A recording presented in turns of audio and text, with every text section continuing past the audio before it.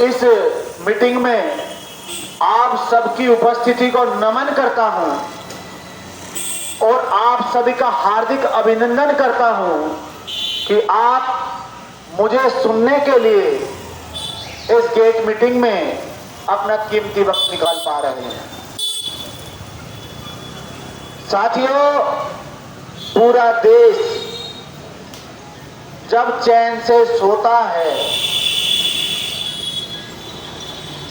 पूरा देश जब चैन से सोता है और हमारा सरहदों पे सैनिक हमारे द्वारा बनाए गए हथियारों से आपकी रक्षा कर पाता है, तब हमारा देश चैन से सोता है। तो आप इस देश की रीढ़ की हड्डी हैं सुरक्षा के मामले में।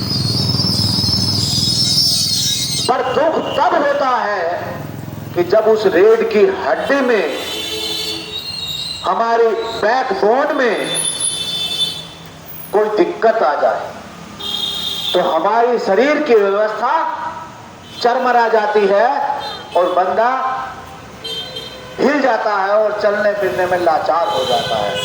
वही स्थिति आज हमारी तीनों फेडरेशनों के नेताओं ने हमारे साथ सभी कर्मचारियों की स्थिति कर दी है। उनकी कोई सुनने वाला नहीं है, उनको कोई बोलने वाला नहीं है, उनकी कोई बात रखने वाला नहीं है। ये आज आपकी फैक्ट्री का नहीं, मैं आपके बता रहा हूं, ये पूरे के पूरे डिफेंस के, पूरे इंडिया के डिफेंस के कर्मचारियों का यही हाल है। और आप यकीन नहीं मानते तो आप अपने दिल पर हाथ रख करके देखिए कि क्या आपके फैक्ट्री के अंदर अफसरशाही हावी है या नहीं है, कि आपकी बात को माना जाता है या नहीं माना जाता है। आज पूरे देश का यही हाल है।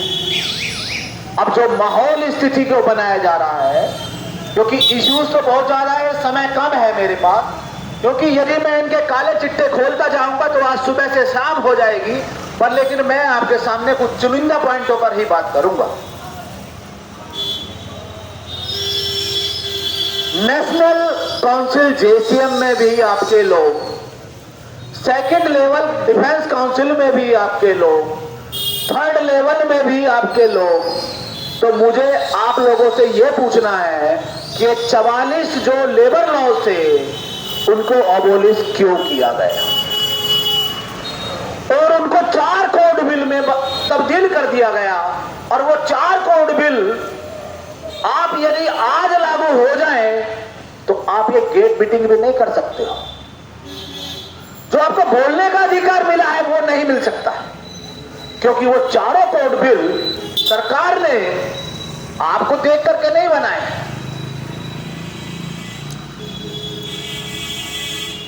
किसको देख करके बनाए हैं वो 4 कोड बिल?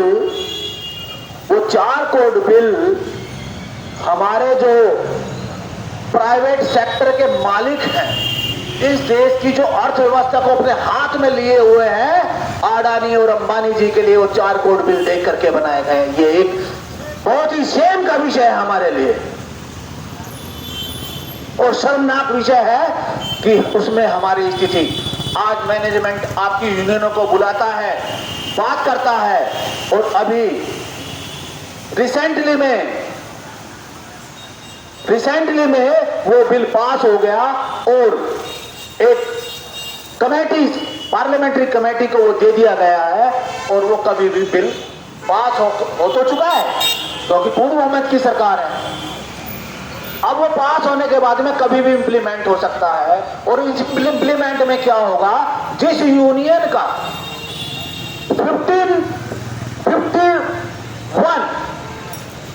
51% होगा मेंबरशिप का, उसी के साथ मैनेजमेंट बात करेगा और अन्यथा किसी के साथ बात नहीं करेगा। ऐसी प्रावधान उन लेबर लॉज में किया गया है और कर्मचारियों के अधिकारों को सीमित कर दिया गया है कि कर्मचारी सिर्फ अपने रोजी रोटी के बारे में इससे ज्यादा ऊपर उठ करके ना सोचें, ना स्ट्राइक करें और ना धरने प्रदर्शन की उसमें परमिशन दी गई है। साथियों, मैं आपको इतिहास में एक बार ले जाना चाहता हूं। आपने देखा होगा कि जो एनपीएस का मुद्दा था वो आज का मुद्दा नहीं है। एनपीएस को कौन सी गवर्नमेंट के लोग लेकर के आए? जो मौजूदा सरकार, जिस पार्टी की सरकार चल रही है, 2003 में भी वही पार्टी के लोग एनपीएस को लेकर के आए और 2003 से लेकर के 2015 तक एनपीएस पे कोई लड़ाई नहीं, कोई सिंगल लेटर नहीं, कोई धरना प्रदर्शन नहीं, कोई उसका विरोध नहीं किया इन तीनों फेडरेशनों ने।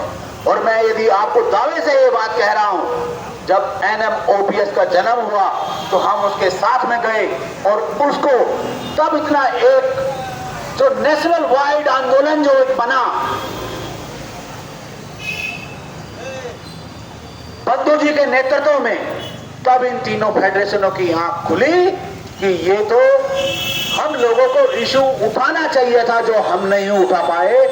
अब मैं आपसे जानना चाहता हूं कि 2003 तक 4 तक भारतीय जनता पार्टी की सरकार थी जो एनपीएस को लेकर के आई। उसके बाद 2004 से 2009 तक कांग्रेस और कम्युनिस्टों ने सरकार चलाई।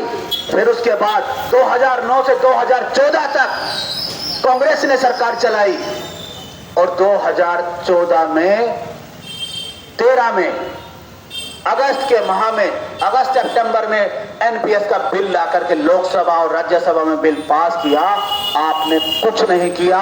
और यदि आज ये एनपीएस हमारे लिए नासूर बना है तो उस नासूर के भी जिम्मेदार ये 3 लोग हैं। ये 3 लोग हैं, एआईडीएफ, आईएनडीडब्ल्यूएफ और बीपीएमएस। यदि बीपीएमएस ने उसको जन्म दिया तो पाल पोस के बड़ा इन दोनों ने किया है। साथियों, आप लोगों को भूल नहीं जाना चाहिए। और आज ये आपके सामने नौटंकी कर रहे हैं कि क्या हमें एनपीएस को भगाना है, एनपीएस को भगाना है, हमें ओपीएस चाहिए, ओपीएस चाहिए। जब बीमारी छोटी सी थी तब आपने लड़ाई नहीं लड़ी और बीमारी जब पूरी बड़ी बन करके कैंसर का रूप ले लिया तब तुमने झंडे उठा लिए और नौटंकी करना शुरू कर दिया कि आपका सबसे अच्छा हितैषी हमारे अलावा कोई और नहीं। इस तरीके का प्रोपेगेंडा इन लोगों ने फैलाना शुरू कर दिया। साथियों, मैं आपको ये इस मंच के माध्यम से इस गेट मीटिंग में बता देना चाहता हूं कि तीनों फेडरेशनों के नेता, जो सीनियर नेता हैं, वो रिटायर हो चुके हैं। उसमें से 5% नेता ही मात्र नौकरी में हैं और जो रिटायर हो चुके हैं वो सभी के सभी ओपीएस में पेंशन ले रहे हैं। कृपया करके थोड़ा सा बातें ना करें इधर। मैं आपको 2 बात बताने आया हूं। तो वो सारे के सारे नेता ओपीएस में हैं। अब आपको एनपीएस मिले, यूपीएस मिले, ओपीएस मिले, उनकी सेहत पर कोई असर नहीं पड़ता। इसलिए वो आपकी लड़ाई नहीं लड़ सकते। लड़ाई वो लड़ेगा जिसके सीने में आग लगी होगी और जिसे कहते हैं ना कि बुखार का दर्द किसको पता होगा, जिसका फीवर उसको हुआ होगा तो उसी को ही बुखार का दर्द हुआ होगा साथियों। और मैं वो पहला शख्स हूं कि 2003 में मेरा सब कुछ हो जाने के बाद मुझे 2004 में ज्वाइनिंग दिया गया और जब मैं ज्वाइनिंग करने गया तो मेरे हाथ में एनपीएस का लेटर पकड़ा दिया कि आप एनपीएस में हैं। साथियों, मैं रुका नहीं, मैंने 2011 में दिल्ली के कैट में केस किया और मुझसे पहले एक बीएसएफ के सब इंस्पेक्टर ने केस किया।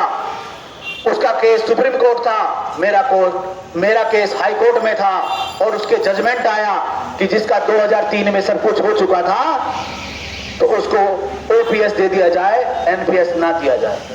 तो उसी के तहत 2019 में डीओपीटी ने एक पत्र जारी किया कि जिनका ट्रेड टेस्ट 2003 में हो चुका था उनको ओपीएस में लिया जाए। तो उसी के तहत आज मैं ओपीएस में लड़ाई लड़ करके 2019 तक आपके बीच में पहुंचा हूं। साथियों, इसलिए मैं आपका दुख जानता हूं कि एनपीएस और यूपीएस में क्या फर्क है। अब एक साथी ने मुझे गेट मीटिंग में पूछा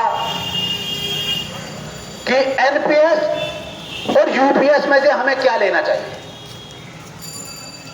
साथियों, मैं आपको एक बात और बता देना चाहता हूं कि 30 लाख कर्मचारियों में से मात्र 33,000 लोगों ने ही यूपीएस को चुना है। बाकी इसको पूरी जनता ने रिजेक्ट कर दिया है। और क्योंकि हमारी मांग एनपीएस की नहीं थी, ना यूपीएस की थी, हमारी मांग ओपीएस की थी। और आज भी हमारा एआईबीडीएफ संगठन ओपीएस के लिए निरंतर संघर्ष कर रहा है। और आप लोगों को ओपीएस दिलवा करके ही हम दम लेंगे, उसके पहले हम रुकने वाले साथियों नहीं। साथियों, गेट मीटिंग में एक कर्मचारी ने मुझसे पूछा कि एनपीएस अच्छी है या यूपीएस। बड़े सोचने का विषय साथी, जो मेरे साथी अंदर जा रहे हैं, एक बार ध्यान से सुने ये बात। तो मैंने उसको जवाब दिया कि एनपीएस अच्छी है या यूपीएस अच्छी है। तो यूपीएस को जो अच्छी कह रहे हैं और जो एनपीएस को अच्छा बता रहे हैं, इन दोनों में एक डिफरेंस है। वो डिफरेंस ये है कि यदि हम लोगों को, हम कर्मचारियों को अपनी मरने की डेट पता हो, हम कर्मचारियों को यदि अपनी मरने की डेट पता हो, तो हम इसका आकलन कर सकते हैं कि एनपीएस अच्छी है या यूपीएस अच्छी है। अब इसका सवाल कहेंगे ये क्या आंसर हुआ? ये आंसर इस प्रकार हुआ कि यदि मुझे पता चल जाए कि मैं 95 ईयर में जाकर के मेरी मौत होगी, तो मेरे लिए यूपीएस अच्छी है। और मैं 63 ईयर में ही चला जाऊंगा, तो मेरे लिए एनपीएस अच्छी है। तो सरकार ने ऐसा जुमला हमारे सामने फेंक दिया है जो हमसे ना तो निगला जा रहा है और ना ही हमसे अंदर जा रहा है। तो साथियों, मैं आपको ये इस मंच के माध्यम से बताना चाहता हूं, ना एनपीएस अच्छी है ना यूपीएस अच्छी है। और हमारी मांग ओपीएस की है और ओपीएस के लिए हम निरंतर रोड से लेकर पार्लियामेंट तक हमारी लड़ाई जारी है। और हम आप सभी लोगों का सहयोग चाहते हैं कि आप लोग यूनाइट होकर के ओपीएस की मांग करें, यूपीएस की मांग ना करें, ना एनपीएस की मांग करें। और ये जो एनपीएस जो आई, जो यूपीएस आई, ये इन तीनों फेडरेशनों की देन है। भूल मत जाना, इन तीनों फेडरेशनों को याद करना। आज छोटी सी बीमारी हमारे लिए नासूर बन चुका है। और उसके बाद साथियों, कॉर्पोरेट कॉर्पोरेट कॉर्पोरेट हर जगह यही मुद्दा। और 40-41 फैक्ट्रियों को आज 7 डीपीएसयूज में कन्वर्टेड कर दिया गया। 2019 से 2019 में ये शुरू हुआ और 1 अक्टूबर 2021 से आपका कॉर्पोरेट बना दिया गया। और हम लोगों को गवर्नमेंट से कॉर्पोरेट में ले जाने की पूरी तैयारी है। तो साथियों, मैं पूछना चाहता हूं तीनों फेडरेशनों के नेताओं से कि उन्होंने कॉर्पोरेट को कैसे स्वीकार कर लिया। यदि आज ऑर्डिनेंस फैक्ट्रियों का निगम बना है, तो इसका श्रेय भी इन तीनों को ही जाता है। क्योंकि जब 23 अगस्त 2019 को मीटिंग हुई, उससे पहले सारी मीटिंगों में हम 5 फेडरेशनों ने मिलकर के ये डिसीजन लिया कि हम नेशनल वाइड स्ट्राइक में जाएंगे। और स्ट्राइक में जाने के बाद हम तब तक स्ट्राइक को जारी रखेंगे जब तक ये सरकार कॉर्पोरेट का जो निर्णय है वापस नहीं ले लेती। परंतु हुआ क्या, 23/8/2019 को मीटिंग हुई सेक्रेटरी डीपी के साथ में और इन्होंने वहां पर हस्ताक्षर किए। वो आपको एक लेटर भी घूम रहा है, आपको दिखाया होगा। उस लेटर में इन्होंने एक्सेप्ट किया। हम ये जानना चाहते हैं आपने एक्सेप्ट ही क्यों किया। और अब आपके सामने ये भय बना डर दिखाया जा रहा है और और भय बनाया जा रहा है कि सिर्फ AIDF ही आपको बचा सकता है। तो मैं आपसे पूछना चाहता हूं कि क्या कभी आपका भक्षक, कभी आपका रक्षक हो सकता है क्या? जो आपको कॉर्पोरेट में धकेलने वाला है, जो आपको MPS में धकेलने वाला है, क्या वो आपको बचा सकता है? चलो मैं आपको 2-4 मुद्दे कौन बताता हूं। कॉर्पोरेट का मुद्दा बहुत बड़ा है और आप 2019 के जो चिट्ठियां हैं वो मैंने चैन जी को भेज दी है। वो आप चैन जी से वो आपके व्हाट्सएप पे सर्कुलेट करेंगे। जब श्री कुमार जी ने मीटिंग बुलाई और हम लोग उसमें सारे के सारे लोगों के सिग्नेचर उसमें हैं, कह रहे हमारा छोटा सा दल नहीं साथी, छोटा सा दल नहीं, यदि हम हर एक गिट मीटिंग में जाकर के तुम्हारे पर्दाफाश करेंगे तो हम छोटे, और यदि हम तुम्हारा साथ देंगे तो हम बड़े। फिर क्यों हमसे समर्थन मांग रहे थे स्ट्राइक में? क्यों हमें पत्र भेजा था? पर लेकिन ये आप लोगों को गुमराह करने के लिए, आप लोगों को डराने के लिए। साथियों, अब दिल पर हाथ रख करके बताइए, जब से कॉर्पोरेट हुआ है, जो अनुकंपा नियुक्ति पे हमारे कितने कर्मचारी एक्सपायर हो गए हैं, जो डेथ कर गए हैं, उनके परिजनों को नौकरी मिली क्या? क्यों नहीं मिली? इसका जिम्मेदार कौन है? कौन है इसका जिम्मेदार? 3 फेडरेशनों के लोग जो आज के आपके अंदर भय जाकर के बना रहे हैं, जो डर बना रहे हैं, कह रहे हैं कि यदि कॉर्पोरेट से हम बचाएंगे। अरे भाई, आग लगाने वाले भी तुम थे। इस बात को क्यों नहीं कह रहे हैं? आग लगाने वाले भी तुम लोग थे। और आज आंसू, जब हमारी आंखों में आंसू हैं, आज हमें हैंकी दिया जा रहा है कि अपने आंसू पोंछ लो। ये नोटंकी ज्यादा दिन तक चलने वाली नहीं है साथी, क्योंकि अब आपका पर्दाफाश करने के लिए all India power and defence employees federation आपके बीच आ चुका है। पहले हमारे एम्प्लॉयज यूनियन का हमारे साथ संबंध नहीं था, अब ये संगठन एक फेडरेशन के साथ जुड़ चुका है और आपकी लड़ाई को हम लड़ने के लिए यहां से संसद तक तैयार है। साथियों, मुद्दे कई है। JCM 3 तुम्हारा, JCM 2 तुम्हारा, फर्स्ट तुम्हारा, सब कुछ तुम्हारा। तो ये भय का वातावरण क्यों? लोग आज भय के वातावरण में क्यों, डर करके क्यों जी रहे हैं कि हमारा क्या होगा? साथियों, कॉर्पोरेट में अभी आपके सामने दिखाया जा रहा है कि एक ऑप्शन फॉर्म आएगा। आज यदि ऑप्शन फॉर्म आ रहा है तो उस ऑप्शन फॉर्म को लाने वाले कौन लोग हैं? सरकार को सहयोग करने वाले कौन लोग हैं? एक तरफ कहते हो हम मीटिंग में जाते हैं, हम आपकी बात रखते हैं। तो जब मीटिंग में जाते हो तो बात रखते हो, वहां तो हाँ करते हो और हमारे बीच में ना करते हो। ऐसी मंशा इन लोगों की है। आज इस मंच में मैं आपको सच बता करके जा रहा हूं, लोगों के अंदर भय बनाया जा रहा है, डर। साथियों, मैं पूछना चाहता हूं आप लोगों से, ये वक्फ कमेटी का चुनाव है, संसद का चुनाव है, या JCM का चुनाव है? आप मुझे बताइए। ये वक्फ कमेटी का चुनाव है, इसका कॉर्पोरेशन से कोई लेना देना नहीं है, और ना ही ये लोग जो चुन करके आप लोग जिताने वाले हैं ये कॉर्पोरेट को रोक सकते हैं। क्योंकि जिस चीज के लिए चुनाव हो रहा है वो आपकी मूलभूत समस्याओं के निवारण के लिए जो लोग चुने जाएंगे, वो आपकी मूलभूत समस्याओं का निवारण करने के लिए जीत करके आएंगे। वो कौन सी समस्या है? आपकी सफाई की, पानी की, ठंडे पानी की, एम्बुलेंस की, मेडिकल फैसिलिटी की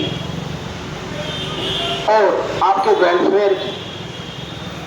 ये समस्या जिनके लिए चुनाव हो रहा है। Industrial dispute act under section 3 के अंदर ये चुनाव हो रहा है और आप उसमें मौजूदा वक्फ कमेटी में इंडस्ट्रियल डिस्प्यूट एक्ट में रूल में जाकर के आप पढ़ सकते हैं कि उसका वक्फ कमेटी का कार्य क्षेत्र क्या होता है। आप लोगों को गुमराह किया जा रहा है, आप लोगों को डराया जा रहा है। तो साथियों, आप लोगों को डरने की आवश्यकता नहीं है, बिल्कुल भी डरने की आवश्यकता नहीं। और मैं आप लोगों को बताना चाहता हूं, लोगों में जाकर के ये एक प्रोपेगेंडा इशू किया जा रहा है कि SC ST OBC के बहुजन के लोग हैं। नहीं ऐसा, यदि हम बहुजन के लोग हैं तो बहुजन का मतलब किसी पर्टिकुलर कास्ट, वर्ग, क्रीड से नहीं है। बहुजन का मतलब है भगवान बुद्ध का दिया हुआ बहुजन हिताय बहुजन सुखाय, यानी बहुत सारे लोगों का हित करना और उनको सुख में लेकर के जाना। ये बहुजन वर्ड वहां से आया है, ये किसी पर्टिकुलर कास्ट के लोग नहीं। आज दिल्ली में मेरी जो यूनियन है, मेरे 2017 से लेकर के 2021 तक मेरी यूनियन की वर्क्स कमेटी रही, और मेरे राकेश पांडे जी जो कि एक अपर कास्ट से आते हैं, मैंने उनको वाइस चेयरमैन बनाया। तो सारे लोगों का समूह है, ऐसा नहीं। दूसरा एक और बात फैलाई जा रही है आपके बीच में, ये BSP का संगठन है, BSP का। साथियों, ये BSP का संगठन नहीं है। हम आपकी तरह BJP से जुड़े नहीं है, हम आपकी तरह कम्युनिस्ट से जुड़े नहीं है। हम सिर्फ कर्मचारियों से जुड़े लोग हैं, जो कर्मचारियों की बात करने आए हैं और कर्मचारियों के अधिकारों की बात करने आए हैं और कर्मचारियों की लड़ाई लड़ने आए हैं। हमारा कोई डायरेक्शन देने वाला नहीं है, हमें डायरेक्शन देने वाले आप लोग हैं। आप लोग जैसा बताएंगे हम वैसा करेंगे। यदि आप हाँ करेंगे तो हम हाँ करेंगे, यदि आप ना करेंगे तो हम ना करेंगे। साथियों, तो इन बातों की अफवाहों में ना आए और अपनी एकजुटता बना के रखें। साथियों, 2000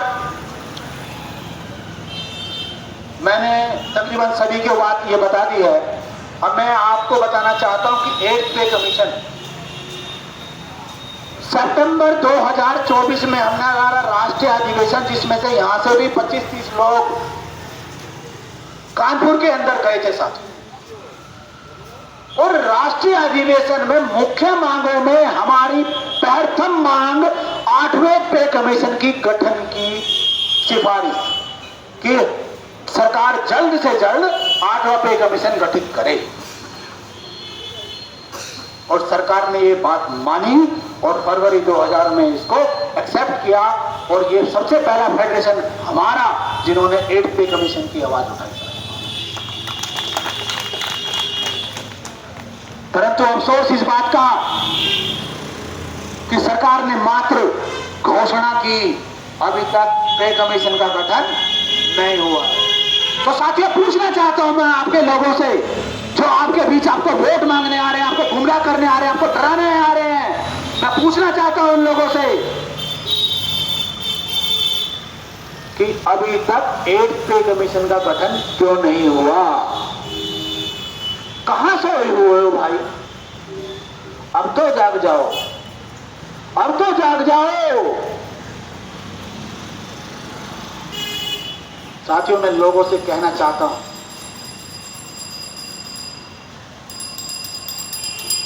यदि जिंदा हो तो जिंदा नजर आना जरूरी है, जिंदा हो तो जिंदा नजर आना जरूरी है। और जब जमीन पे बात आ जाए तो टकराना जरूरी है साथियों। तो हम वो लोग टकराने वाले लोग हैं, और हमारे जमीर को मत छोड़ो, नहीं तो हम छोड़ेंगे नहीं आप लोगों को। साथियों, आज ये लोग, तीनों फेडरेशनों के लोग, रिटायर्ड लोग, रेस्ट करने वाले लोग लड़ना भूल चुके हैं, लड़ाई करना भूल चुके हैं, स्ट्राइक में जाना भूल चुके हैं, संघर्ष की परिभाषा भूल चुके हैं। ये लोग कुछ करने वाले नहीं हैं। हर जगह जाकर के सिर्फ एक ही माहौल, एक ही माहौल, एक ही माहौल बनाना है। माहौल बनाना है कि भारतीय कोविड से हम बचाएं। ये नोटंकी ज्यादा दिन चलने वाली नहीं है, क्योंकि अब असली चेहरा आपके सामने आ चुका है कि कॉर्पोरेट को एनपीएस को, अनुकंपा नियुक्ति को बंद करवाने वाले लोग यही है। आप इनको, इन लोगों को पहचानना है और इस वक्फ कमेटी चुनाव में उनको एक भरपूर जवाब देना है साथियों, ताकि उनको लगे कि अभी भी वक्त है, जाग जाओ और कर्मचारियों के हित की बात करो, अधिकारों की बात करो, वेलफेयर की बात करो, वरना तुम लोग कहीं से भी चुन करके आने वाले नहीं हो सकते। और साथियों, आप मुझे बताइए, 2019 से पहले लगभग हर एक फैक्ट्री में ओवर टाइम चलता था। आज क्या आपकी फैक्ट्री में ओवर टाइम चल रहा है? स्ट्रेंथ आपकी कम हो गई है, रिटायरमेंट लोग ज्यादा जा रहे हैं और वर्कलोड बढ़ता जा रहा है। इसका क्या निदान, इसका क्या निदान है साथियों? और साथियों, मैं इस मंच के माध्यम से आपको कहना चाहता हूं कि आप लोग कॉर्पोरेट में जब ऑप्शन की बात आए तो हमारी पहली और आखिरी मांग, हम सरकारी हैं, सरकारी थे और सरकारी ही रहेंगे। हमें कॉर्पोरेट में नहीं जाना है साथियों। और साथियों, सारी बातचीत मैंने आप लोगों तक रख दी है।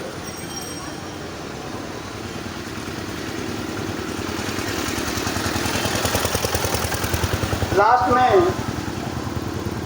एक बात और बता देना चाहता हूं।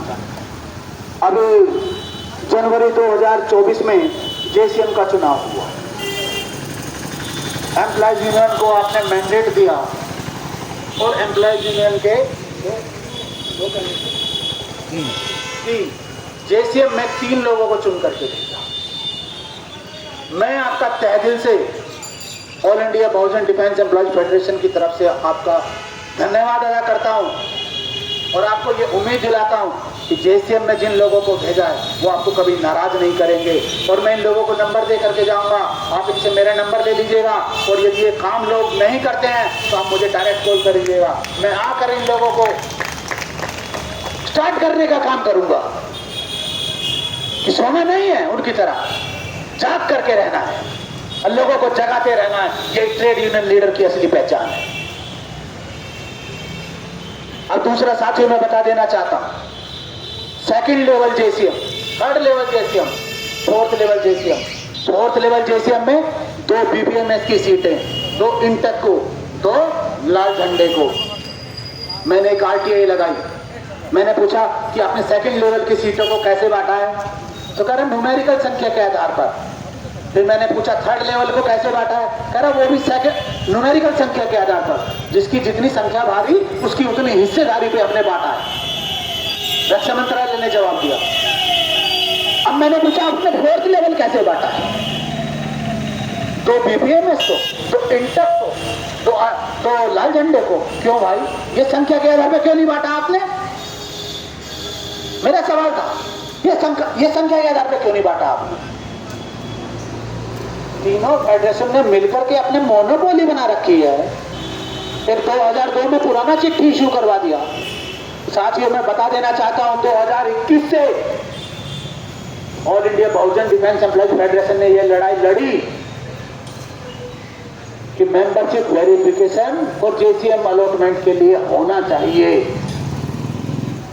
और आज मैं बड़े गर्व के साथ ये बात आपके सामने कहने आया हूं। मेरे पास वो सारे सबूत हैं। मैंने बहुत सारी चिट्ठियां लिखी, पर ये लोग चिट्ठियों को दबा देते थे, चिट्ठियों का जवाब नहीं देने देते थे। मंत्रालय में हर रोज कोई ना कोई नेता पहुंचा होता था।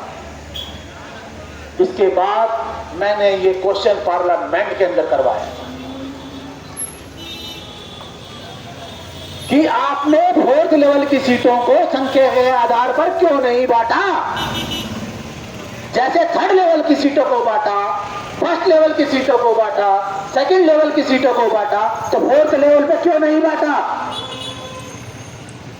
तो साथियों, आप लोगों के साथ, हम लोगों के साथ आप लोगों की शक्ति, आपका बल, आपका सहयोग नजर आया और मंत्रालय को झुकना पड़ा और ये जवाब देना पड़ा कि हम 6 महीने के अंदर मेंबरशिप वेरिफिकेशन करा करके सीटों का 4th लेवल का बंटवारा भी संख्या के आधार पर करेंगे।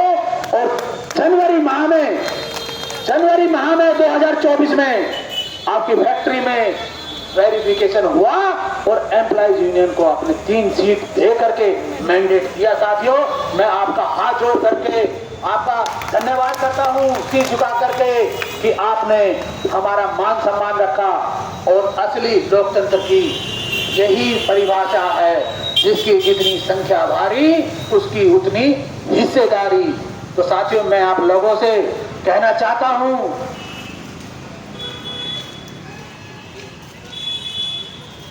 जिस साथी का कोई दल नहीं उसकी बात का कोई हल नहीं। और साथियों, जिसका दल होता है उसी की बात में बल होता है और उसी की समस्या का हल होता है। साथियों, ये हम लोगों को भूलना नहीं चाहिए। साथियों, अंत में समय ज्यादा होता जा रहा है।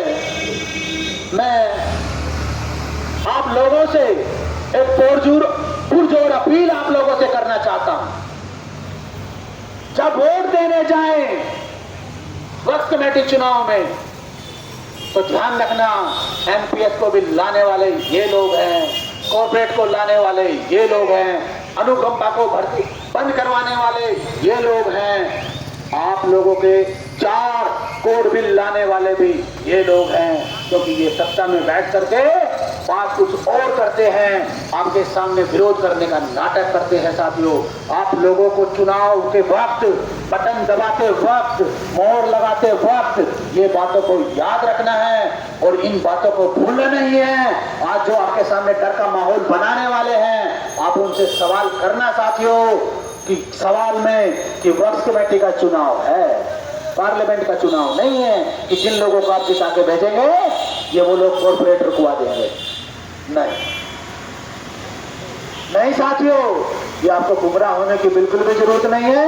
अब मैं लास्ट में हमारे जो एम्प्लॉइज यूनियन के 7 उम्मीदवार आपके सामने हैं, मैं उन सबको आपके सामने आमंत्रित करता हूं और आपसे अपील करता हूं, एक बार उनका जोरदार तालियों के साथ स्वागत। सबसे सर्वप्रथम वेद प्रकाश पांडे जी हमारे बीच, इनकी आचार व्यवहार से आप भली भांति परिचित हैं। कर्मठ, जुझारू और संघर्षशील नेता आपके बीच में है और मैं इनके लिए जोरदार आपसे अपील करता हूं कि इनको भारी मतों से विजयी बनाए। साथियों, दूसरे हमारे विकास मंडल जी, साथियों युवा साथी, ये वो चेहरे जिनके अंदर कुछ करने का जुनून है, ये आज आपके सामने है। मैं इनके लिए भी जोरदार आपसे अपील करता हूं, इनको भी भारी मतों से विजयी बनाए। साथियों, और हमारे यूनियन के सेक्रेटरी और जुझारू नेता, आपकी बात प्रशासन के सामने डंके की चोट पर रखने वाले जयंत भट्टाचार्य जी को मैं आपके सामने समक्ष एज ए उम्मीदवार के रूप में घोषित करता हूं और आपसे उम्मीद करता हूं कि इनको भी वोट भारी मतों से विजयी बनाए। साथियों, कृष्ण रूप खांडा, साथियों ये युवा चेहरे जिनके अंदर एक कुछ करने की क्षमता है, मैं आप सभी लोगों से उम्मीद करता हूं कि इनको भी भारी मतों से विजयी बनाएं। दयाशंकर उपाध्याय जी, ये वो चेहरे से प्रतीत होता है साथियों कि आपके इनके अंदर कुछ करने का जज्बा है, आपके लिए लड़ने का जज्बा है, आपकी बात को प्रशासन के सामने रखने का जज्बा है। इन लोगों को भारी मतों से विजयी बनाए। नेक्स्ट है हमारे हामिद शाह जी, जाने माने चेहरे और कई बार के वक्फ कमेटी मेंबर भी रहे हैं। मैं फिर से आपसे अपील करता हूं। और सौमिक मुदत जी, इसके बाद ये इनसे आप भली भांति परिचित हैं, यंग और डायनेमिक लीडर हमारे, ये हमारे 7 कैंडिडेट मैं एक बार सातों कैंडिडेट को यहाँ आमंत्रित करता हूँ और सातों कैंडिडेट यहाँ पे आ जाए और हाथ जोड़ करके आप लोग करें और हाथ उठा करके